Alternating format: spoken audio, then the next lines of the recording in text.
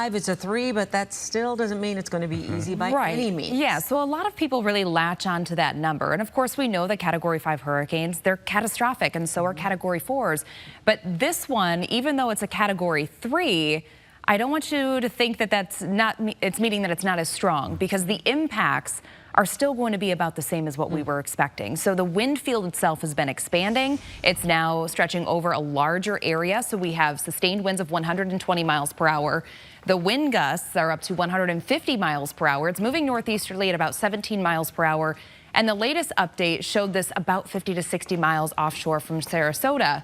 Now, if we take the view over to the satellite and radar, you can really see this well-defined eye. The strongest part of the storm is the north and northeast side right here, and that's beginning to work its way through Bradenton right now, and it's going to work up toward the Tampa area, but we're likely looking at a landfall that's going to be just south of Tampa, possibly in the Bradenton, Sarasota area, likely as a Category 3, and then it's going to continue to make its way off toward the east northeast across the state of Florida, maintaining that hurricane strength.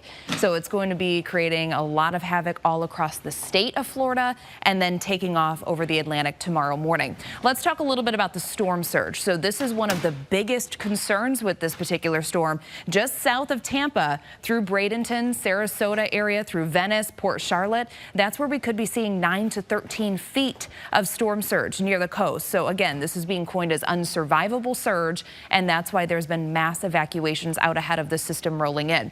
High temperatures here at home today. Most of us topped out in the 70s. We only made it to 67 degrees in Waukegan, 72 in Gary, 74 in Aurora, hit 80 in LaSalle. So nice and warm out in the suburbs. The 5-day forecast here, we're going to be in the lower 70s again tomorrow.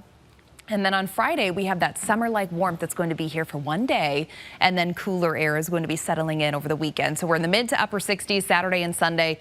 By Monday, high temperatures are only going to be in the mid-50s. So a true taste of fall is going to be here early next week. Satellite and radar, things are quiet for us here at home. We have high pressure in control, and we've had nothing but sunshine all week, and we're going to keep that going all the way through Friday. Futurecast taking us into tomorrow morning. We're likely waking up in the 40s for most areas, near 50 degrees in the city. Through the day tomorrow, we're going to be topping out in the low 70s. And then through the day on Friday, we wake up to temperatures that are going to be in the 50s. This cold front that's off to our northwest, that's going to approach the area on Friday, but not move through until Friday night. And it's going to be coming through likely rain-free.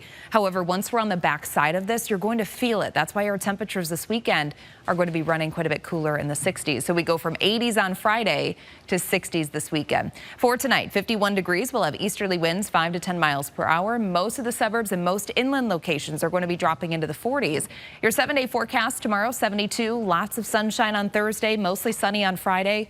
We'll have highs near 83. We're in the 60s then over the weekend. Very small chance for an isolated shower. Temperatures, though, on Sunday looking fantastic for the Chicago Marathon. Keep it here. We have more local news coming up.